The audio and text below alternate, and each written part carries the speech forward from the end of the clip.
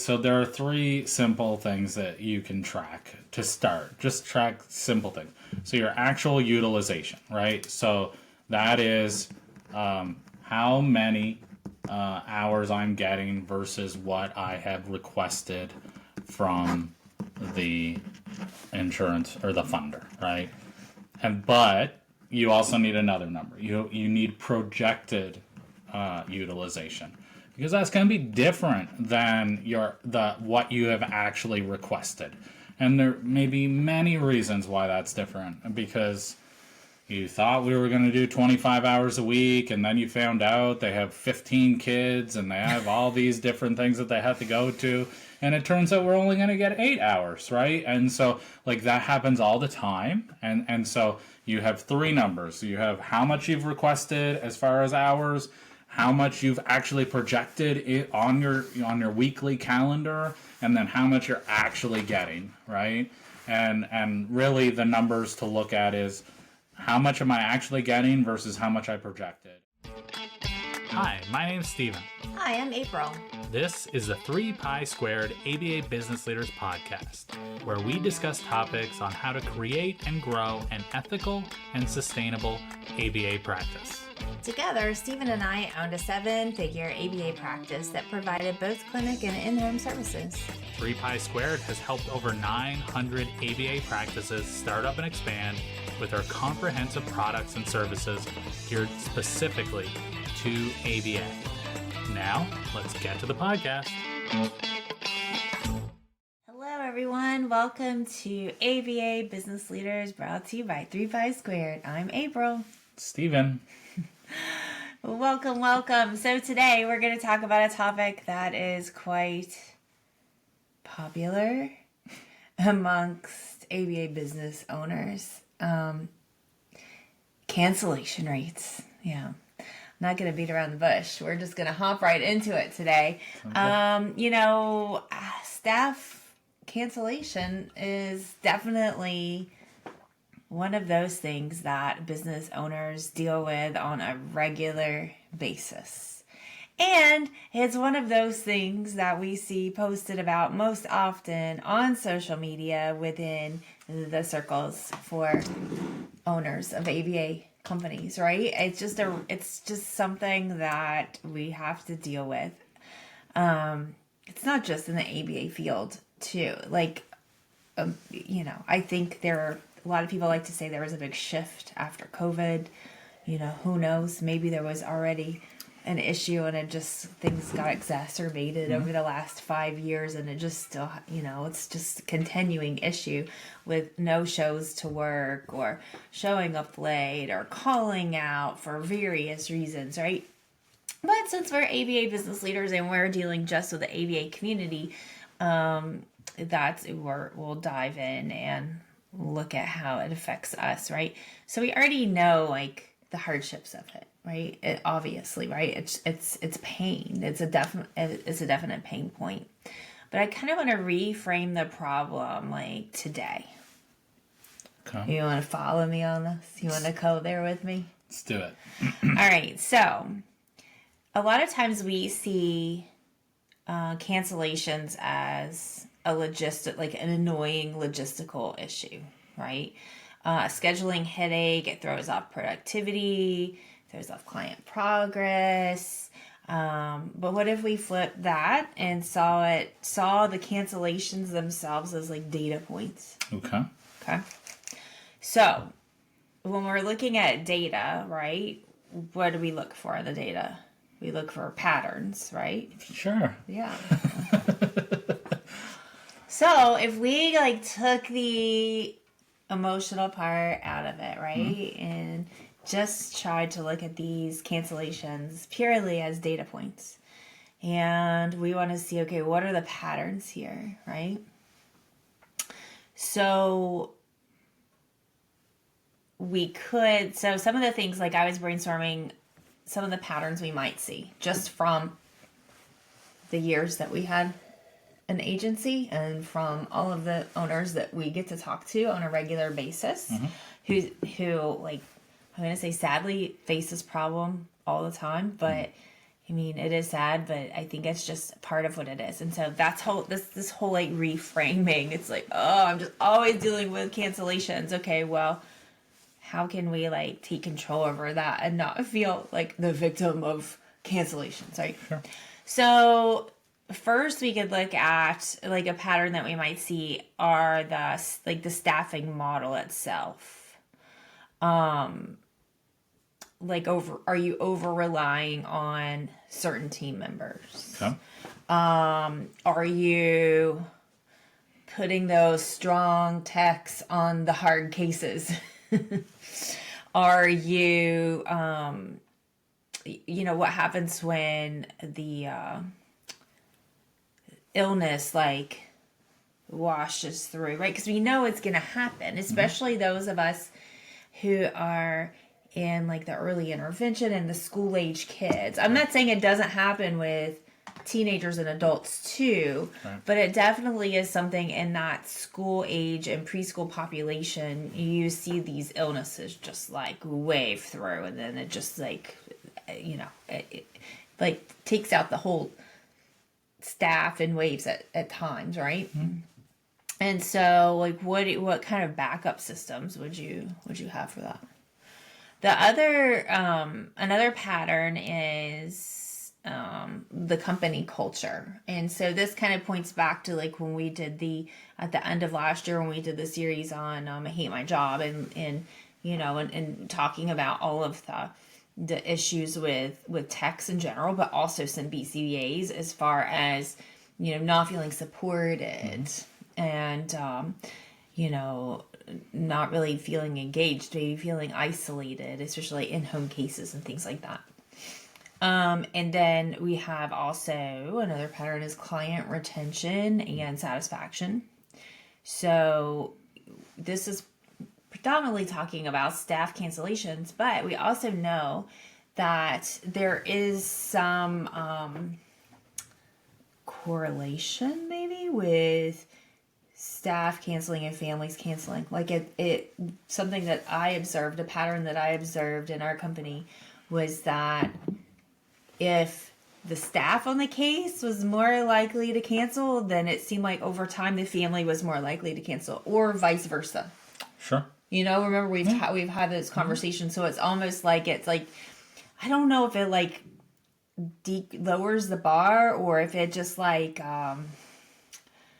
Just makes it more the acceptable. expectation just shifts, right? Because it's like, oh, okay, well they canceled a bunch of, we're gonna cancel, and it just becomes kind of like the norm. And in some cases, we were seeing that like it just became a pattern for there to be like a cancellation a week for that particular staff client team. And then also like the operational strengths and gaps, right? That's and your policies and procedures and those expectations and the follow through and the communication and all of that.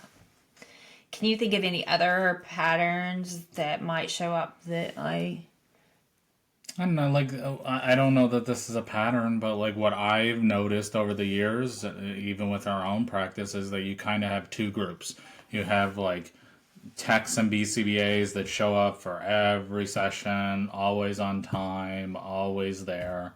And then you have the other group that is like, meh, I'd take it or leave it, right? And so what happens is if you allow the I take it or leave it group to continue doing this, then the group that always shows up will see that group and say, at least this is my opinion, because this is what I would do if it was me. So why am I doing this if they're not doing this, right? Like, and Right. So then you kind of see that toxicity kind of take over. right? So either it like shifts it could change the behavior because then they start modeling that of their peers, right? Because they're like, okay, well, they're calling out. So There's no consequence. They're not getting there, consequence, so, and it's just making my life harder. So I'm going to call out. I'm just I want to gonna go. call out. Yeah. I want to go golfing today. Sure, I'm going to go golfing today. Whatever.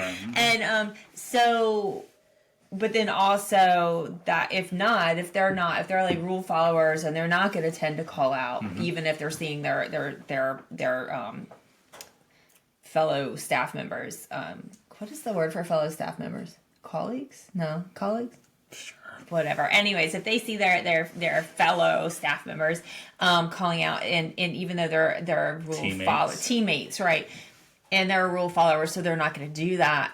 That's what, like you said, the toxicity, right? That starts to build resentment. Yeah, right? I'm resentful just thinking about it. So, yeah. When you see like somebody that you work with all the time, and you just know, look, I'm gonna have to fill in for them, or I'm gonna have to cover for them, and like even more so in a clinic space, I would assume, right? Like, oh, they're going to go to the bathroom 15 times, and they're going to ask me to watch their client, and is this even a session anymore, right? So, I mean, there's just, there are issues around that. Yeah, And then just one thing, like, I get asked often is, like, how many cancellations is too many cancellations? So, I don't know, are you going into that? We'll talk about that, Okay. yeah, when we're looking at, like looking at the data, right? Right. Looking at the data points. Okay, maybe I'm getting ahead of myself here too, but also just making sure you have a clear definition of what cancellation means. 100%. Yes. 100%. I mean, that's important anytime we're measuring any data, since we're looking at the cancellations today as data, so that we can look at those patterns and look at how to analyze that data. 100%. That the clear definition is super important. Yeah, is it like is it like calling out within 24 hours of the session start? Is it are you still considering it cancellations if they ask for time off using the appropriate channels 6 months ahead to go to a wedding? Right. Is it a cancellation if they have an emergency, define those emergencies, like family emergencies, if you have parents and guardians, staff members that are parents or guardians and they have young children, or maybe they're taking care of aging parents, or there's that, like, caretaker call outs. But then there's also the 50 flat tires and the 7 washing machines and those kinds of things. So, like, define an emergency and define, and we'll look, when we're looking at patterns more, we'll look at, like, okay, and then how many emergencies, let's start looking at the patterns of these emergencies. But having that clear definition is super important. I just, when I'm working with someone on this, a lot of times I will hear, well, our cancellation rate is great, and then it turns out we're not really tracking cancellations, right?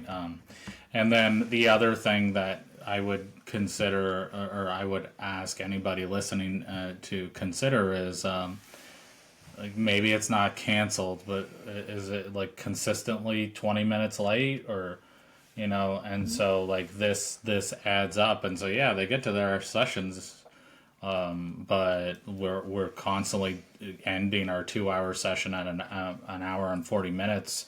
That adds up. Yes. So, like, this is something else that, how are you defining that, right? Like, where are you putting that in the bucket when you're tracking this?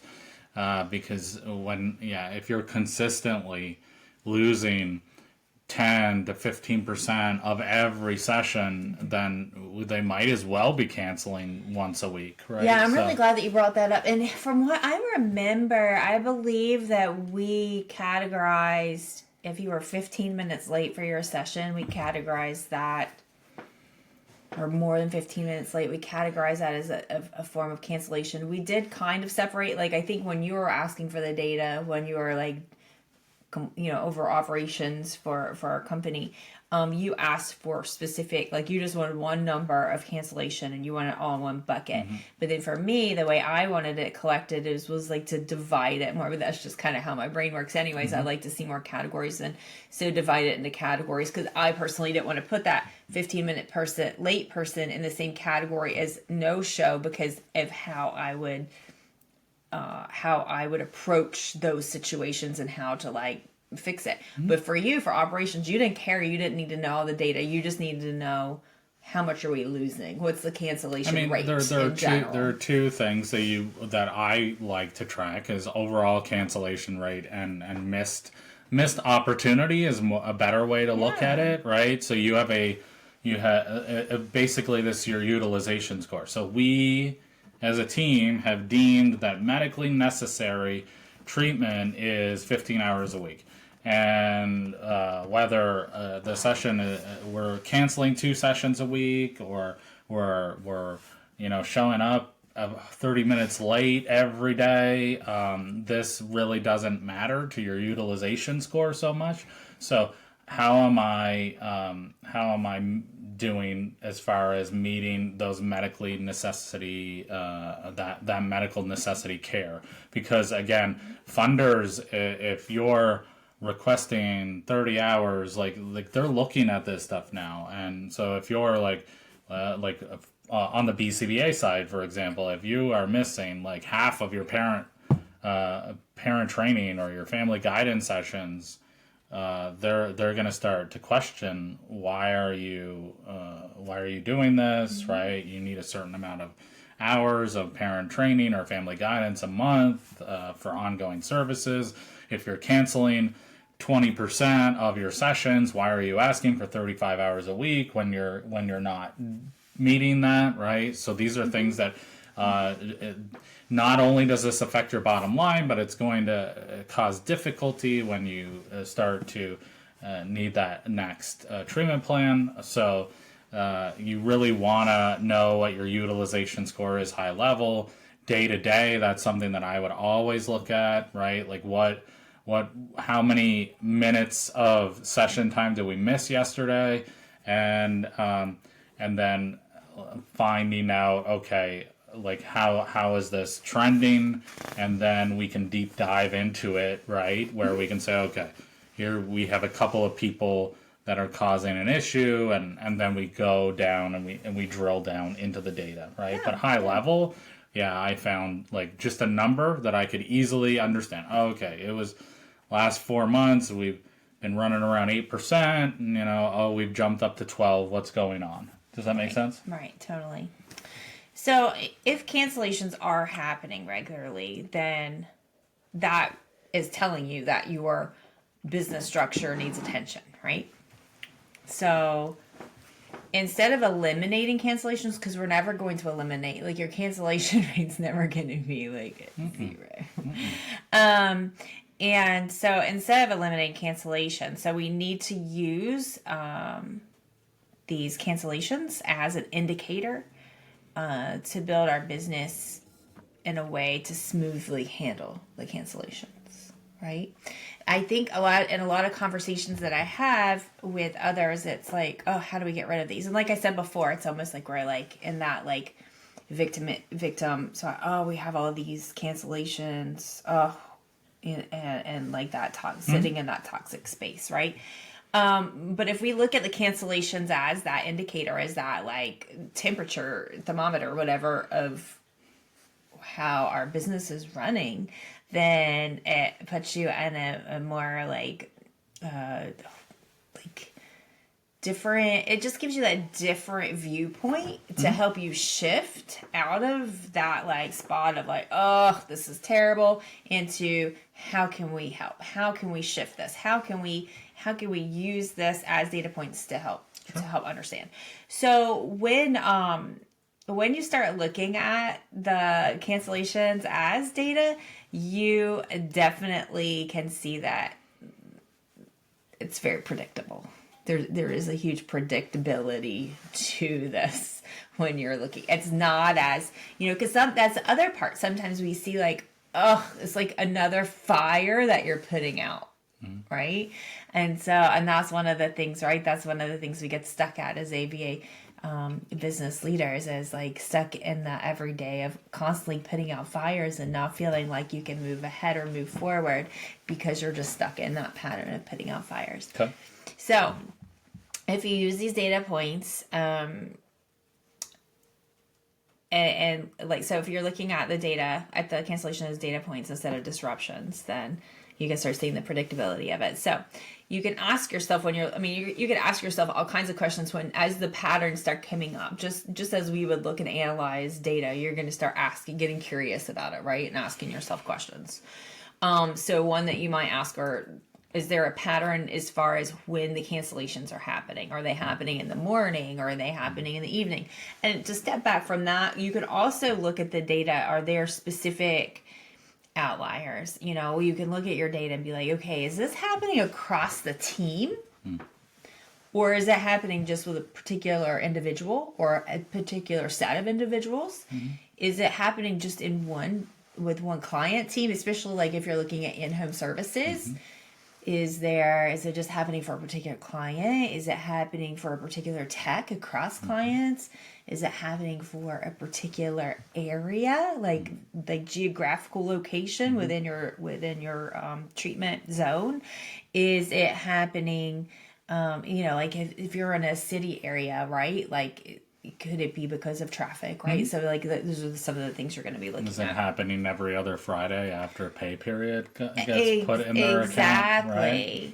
So, and if you're looking at like time of day and you're taking into consideration whether it's general across staff, in which that might be like every other Friday, or if you're looking at morning or evening or midday, for certain staff, like particular, is there a scheduling conflict, right? Maybe there's not enough drive time between point A and point B. Maybe there's two, like for those in-home people, one of the patterns that I noted pretty quickly was if a staff, particularly a tech, but sometimes a BCBA too, right? If there was too big of a break in the middle of the day, like maybe they had a 9 to 12 kid, and then they had like maybe a 12 to 3 break. Of course, there's like just a little side note: split shift laws. You must have like you need to know those. We were synced. You told me we were Bluetooth. Yes, totally. Well, that's what the kids are calling it. Bluetooth, so like when you're synced. So coming into this, you're like, man, my energy's feeling low, so I'm like taking it for you. But no, seriously, So just explain the split shift law. Okay, you want to just like explain it real quick? I mean, I can. There's more. We've had other podcasts about it. And there's more information you definitely need to know, and it's like in our handbooks too. But depending on your state, there may be the idea. Sorry to interrupt you, but the idea was this was for the restaurant employees, right? So the basic idea here is that you got your morning crowd and you got your evening crowd, but the waiters and waitresses, you don't need them for lunch, right? Or at least you don't need all of them. So we're gonna send them home, and then we're gonna ask them to come back for the evening crowd. And so there are certain states. The obvious one is California, that does have this regulation in check. So if you do call someone back on the same day, you have to pay a premium to bring them back. Typically, it's like overtime pay.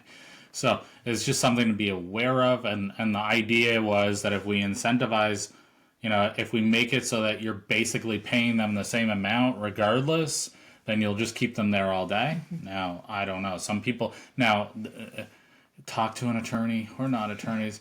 But if somebody is voluntarily doing a split shift, then you may not necessarily have to pay. I'm not telling you how to pay people. Paying people the correct amount is really important. And if you're just, even if you have, that, what is it, the employment, the EIPL insurance, right? Where, they kind of, if you put the wrong things in, if you haven't paid your staff right, so this kind of covers you. Even if you have that, like if you use that constantly because you just aren't following payroll, a payroll law, right? Then your premiums are going to go up and they'll kick you off the plan, right? So like this is a oops. This is not we're just not going to pay our people right. So you just need to make sure, right? And this is the same as drive time, right? Like, so you have to pay your staff drive time in between clients.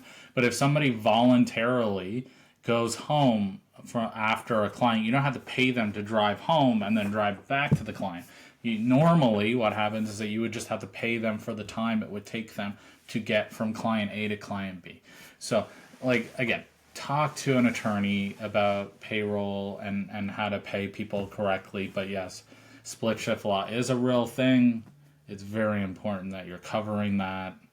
And it's very common in this space to have that middle of the day gap. Right. Yeah.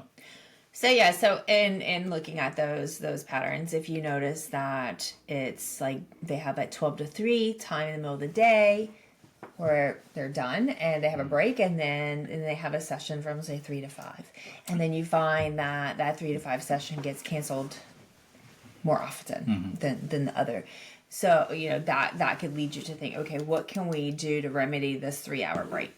You can find those sweet spots with those break times, or those, like, those, they're not always necessarily considered breaks, but those gaps in between of the day. And I should just, sorry to clarify, but just to clarify, what is a split shift? It's typically more than an hour. So that's just something to be aware of, right? So if it's 45 minutes, maybe you're paying for lunch, or you're paying them for like a break. But yeah. So those are things to look at. If it's happening across the board for multiple staff, and you start to see the patterns, that maybe there's that break, right? There's that gap in the day. Okay, let's see how we can remedy this. If it's specific to one particular staff, you can talk to them. Even if it's a group of staff, of course, talk to them. Like, get their input too. Like, start to get curious with them and say, hey, I'm noticing this pattern. Let's chat about this. What's going on here? Because it might be that, some, over the years, I learned some staff loved an out, especially like kind of looking at in-home. In-clinic is typically more structured. Yes. And like that lunch hour might be like a rotating lunch hour, for different staff, so that you have people to cover kids. Some situations, they bring someone in to cover the kids for a lunch period, and then the lunch hour is like a socialization time for staff. Like, there's different ways that it looks, but in home, it does take a little bit more curiosity when you start to see these patterns, because would you rather take your, do you bring your lunch? And I had some that really wanted a shorter lunch break because they ate their lunch in the car and they were completely fine with it, and they wanted to get on with the day to their next person. Or some wanted to be able to go to a coffee shop or a restaurant and have a leisurely lunch, so they're just different. It's like that whole, like, treat your staff kindly. Having these conversations with them is so helpful, and coming at it with like a curiosity. Not that they're going to get everything they want, but it helps you to understand where they're coming from and what their needs are.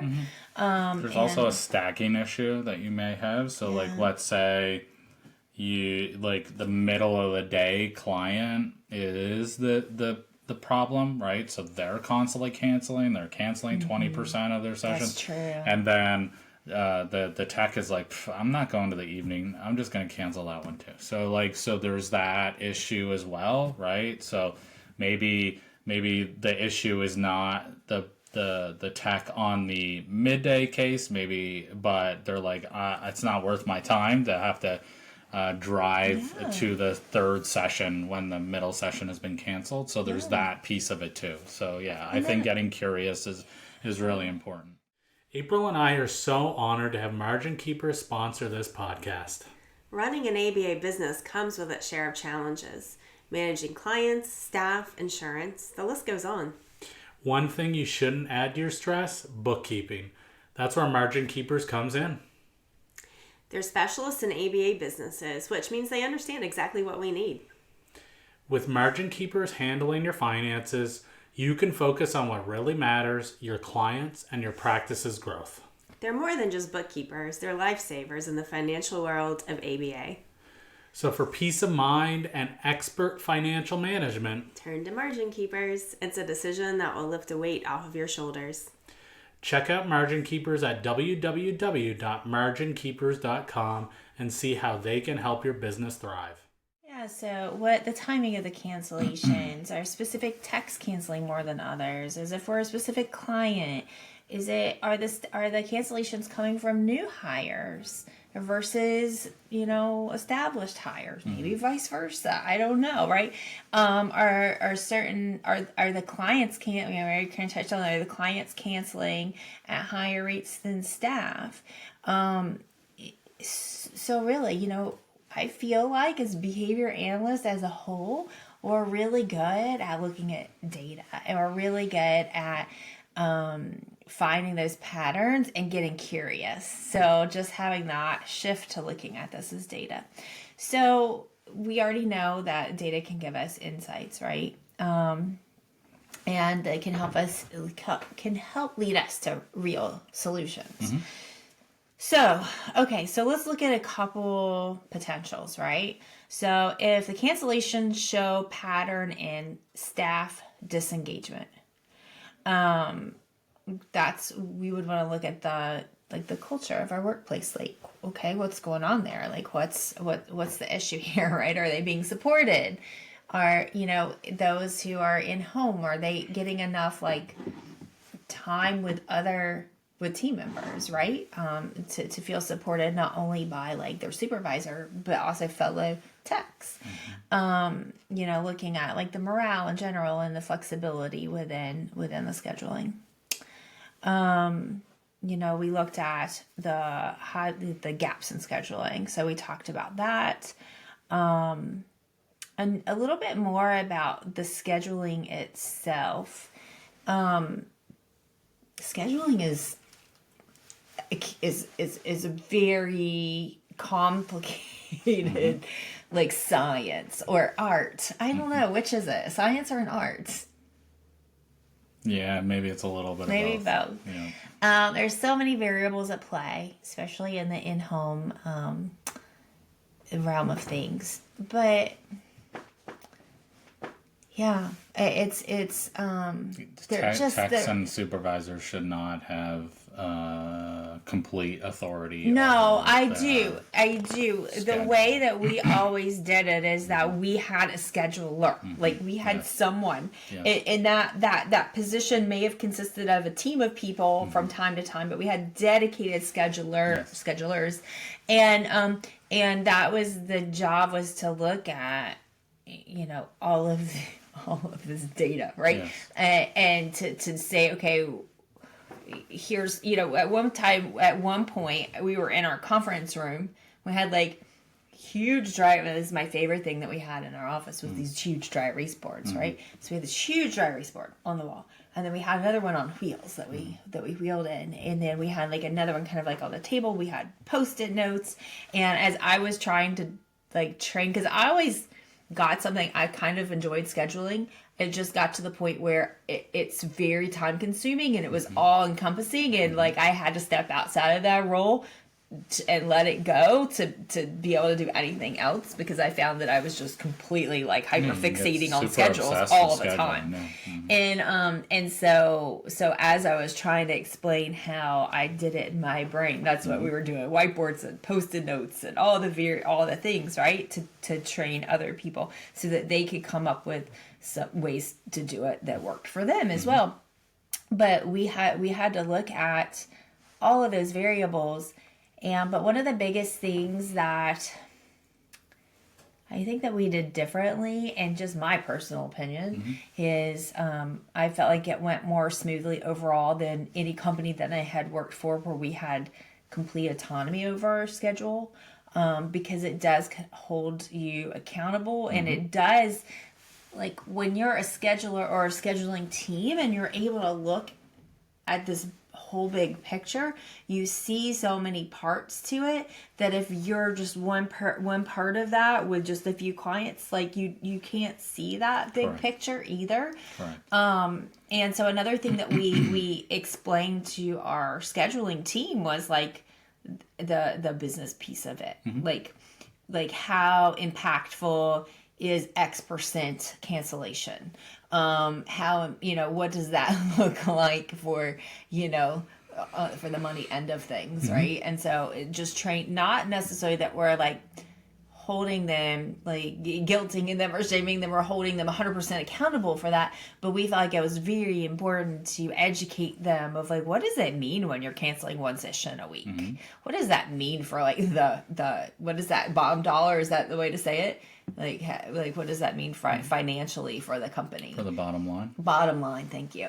And so, if you're requesting assessment kits and requesting, more games and toys, okay, well, like there's no extra money right here. So maybe if we could decrease, one cancellation per week, this is how much money that could give us that we could put back into like supplies and materials and training, for you guys. Yeah, I mean, also the staff doesn't always need to know what's going on either, right? Like Yeah, if they don't there's know like all a the health details. issue, they don't really need to know why. Oh, well, why am I taking this case over, or why is this person always canceling, right? Or so, and then the BCBA is just like, if you're trying to make an efficient, scalable business, we don't want to waste our BCBA's time with dealing with cancellations and they're in the middle of a session and they just got a text saying Denise canceled their session and that it's going to start in 15 minutes and okay, I need to step out and I need to take this call, right? Like this is just not what they need to be doing. And I don't know of any BCBA that I've ever talked to and that said I love doing scheduling, right? This is probably up there with insurance as far as the most hated jobs in ABA. So you should have somebody designated to do this. And this may be like a hybrid tech position that could do this. But yeah, I think it's really important. The other thing that I have found is when you remove the ability from the clinical team to make adjustments to the schedule, then the parents will stop asking them, hey, can you work on the weekend? Hey, I got this thing going on tomorrow. I can't do it today, but I'll do it tomorrow. And then what? The RBT says, sure, no worries. And then the RBT doesn't realize that the supervisor was going to come and do like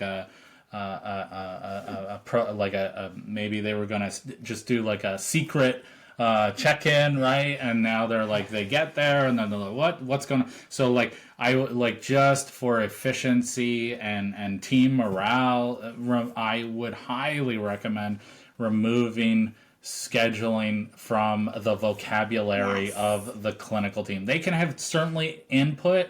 Hey, I like to see this client at this time on this day because mom is home or grandma's there and I'm working with the grandma and we're working on this certain skill and I'm doing my parent training goal and they can only come on this day, or they have to take the other kid to the baseball game on Tuesday, so I need to go on Thursdays, right? Whatever, right? They can totally have input. But as far as like, making their schedule, most of the time when someone is coming to me, and they say, we don't have any cancellations, this is the model that they're using, is like willy-nilly, everybody makes their own schedule, and they're not realizing that they're not meeting their any effective utilization score as far as again, this is medical necessity, right? We want to be taken seriously. We want to stop having peer reviews because we deem that this is important and like intensive hours is really important. And then you have a 25% cancellation rate. No one's going to take you seriously, right? If you're canceling 25% of your sessions, right? And this is going to affect it's going to affect your profitability, and no one can survive with, like I said, if you're above 10%, there's a problem. Yes. At one point we had a 40%. Maybe that's why it's hard to talk, because that's a hard number to say. I mean, we had like a 40% cancellation rate at one point. It was like 30. It was something closer to 30 to 40. And we had we meaning Steven's like, April, what's going on here? And I like looked into it, and I'll take complete responsibility for it. I was being so nice, right? Like, oh, your kid's sick, okay. Oh, you got a flat tire, okay. Oh. So I had to look at it myself and say, okay, and that's part of what helped us define. How many grandmas do you have? Right. I'm like, all right now. And so I had to, that's really when we looked really deep into defining what a cancellation rate was and looking at how to follow up, right? How to, how to hold people accountable. What does that look like? What does that mean? And we can go into that in another podcast or, reach out to us and we can help you work out your situation. But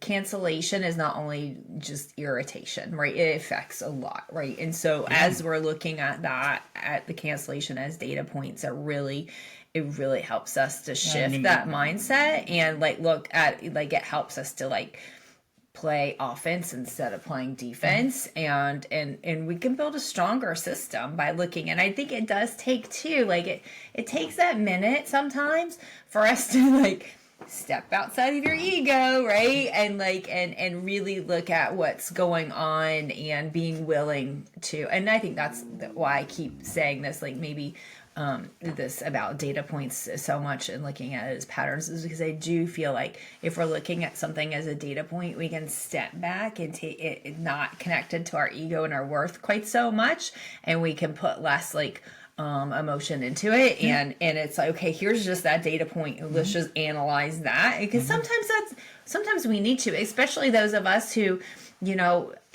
our companies are like our babies, and our staff are important to us, and we really care about our staff, and talking about cancellation rate sometimes can ruffle that, right? So was there something else you were wanting to say? I don't remember who shared this, but it was a different perspective that I had not really thought of. I know that therapy is obviously important, but one BCBA we were talking to said we only have these kids for a certain window of time, right? And so, normally, right, they're going to go to school. So, we're working that 2 to 5, maybe 6 year old, and where they're getting these intensive services. And so if we're canceling 20% of our sessions, that's 20% of growth, that the potential that they've lost, right? And so that's, I think, something that and that's probably why it's really hard. Not only is this company or baby, but it also, you're looking at that and saying, look, we look at how much more we could have helped, right? And so it is hard to step back and not be offended or take this personally. There is always that feeling of are they taking advantage of me? Are they doing this for because I'm not hard ass enough? So I can understand why someone would feel insulted or resentful having to deal with this day after day after day. Yeah, 100%. Yeah. All right, so challenge to you guys listening. All right, so here's your challenge. So pull out your calendar and go ahead and mark a spot. I don't know an hour. Let's just say an hour. Let's mark an hour in your calendar, and you're gonna set this time to look back at your cancellation patterns over the past 3 months. So that's your challenge. Look at your cancellation rate over the past 3 months. So your cancellation patterns. Now, okay, what if you're you book this hour, you sit down and you're I don't know my cancellation patterns. I have no idea. Then this is a great opportunity to figure out how to get started on collecting that data. Yeah. We had a whole robust way of collecting data, and it shifted and changed over time to make it what we needed it. And part of that was that identifying what exactly what is a cancellation rate? What is a cancellation? If you don't already have a data collection system, start looking at that, looking at what you define as a cancellation rate. How are you going to collect this data? If you already have your data, or once you get about 3 months worth of data, then take a general overview look at it and say, okay, what stands out to you? What trends do you see? From all of this that we talked about today, what stands out. Maybe something different stands out. I'd love to hear what stands out for you. Because I think that also helps normalize all of this, right? Like as we're, striving to do the best we can, but not expecting perfection, and we're learning through our mistakes. Like, let's all talk about what those patterns are that we're seeing and work together. And how can we remedy that? How can we work together on that? But also take that data once you have it, and once you start analyzing that and looking, okay, what could this mean for me, for my company? What is this telling me about my company? And start getting curious about that. And of course, we're always here if you want to reach out and talk about it more. We love, comment on where would they comment on a podcast? They wouldn't really comment on a podcast. Come to ABA Business Leaders Facebook group.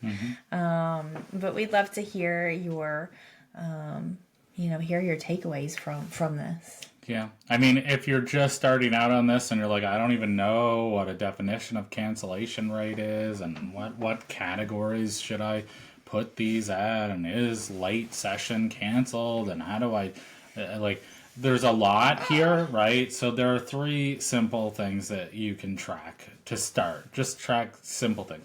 So your actual utilization, right? So that is how many hours I'm getting versus what I have requested from the insurance or the funder, right?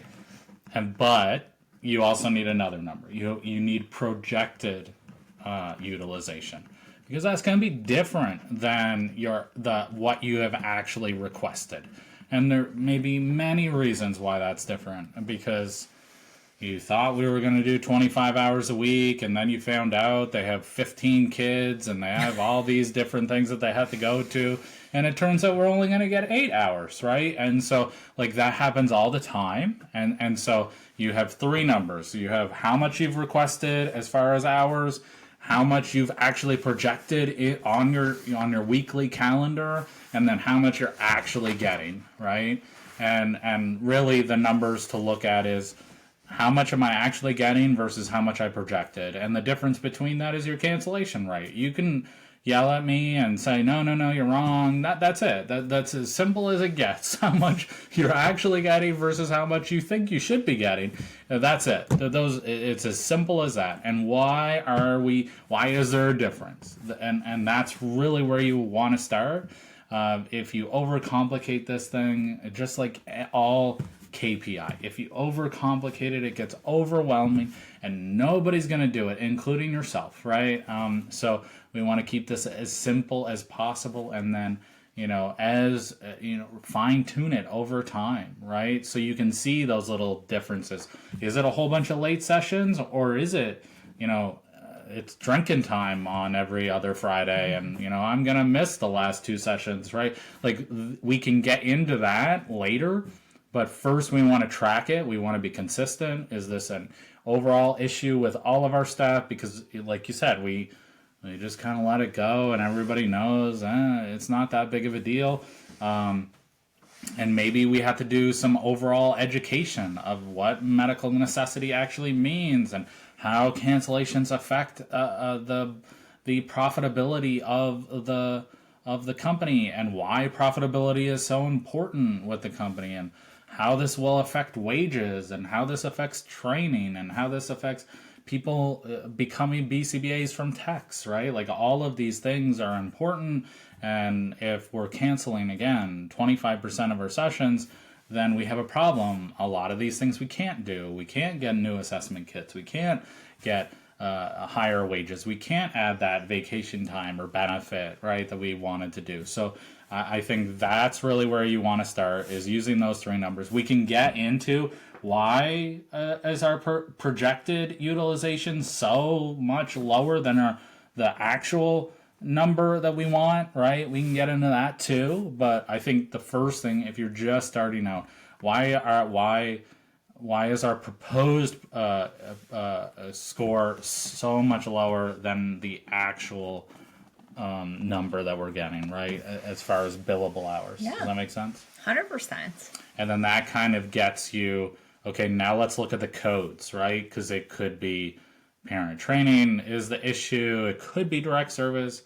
Maybe it's assessment. We can write, and then we can look at the codes and see, okay, which one are we falling behind on most? And then you go after the low-hanging fruit, right? So you start with the ones that are, the highest percentage and go from there. Great. All right. So If you need help, we can help too. 100%. So challenge accepted. Guys gonna go out and look at your last 3 months of data or start collecting your data. Yeah, and share, right? And share, If you would honestly, we would love, we would love to. It's inspiring to hear where everyone is at. Even if you're floundering, there's some inspiration in there of the vulnerability of sharing and being willing to put it out there to figure it out, to work on it, right? Yeah, and you there are always times where like you said, cancellation is gonna be higher. You might even find times of the year where right. One kid gets the flu and then everybody has the flu, right? And so that stuff happens. Yep. So yeah. All right. Well, thank you so much for listening. And a little ask for you: if you enjoy this podcast and you find it helpful, if you'll subscribe and give us a rating, rate and awesome. Leave a review. That really, really is helpful. It gets us more visibility and allows us to continue doing what we're doing. That's right. All right. Thanks, everyone. Have a wonderful day. Thank you for listening to our podcast. Hopefully it was helpful. If you would like to gain access to this entire video and actually our entire library of videos, please join our ABA Business Leaders membership. You can find that at www.3pisquare.com.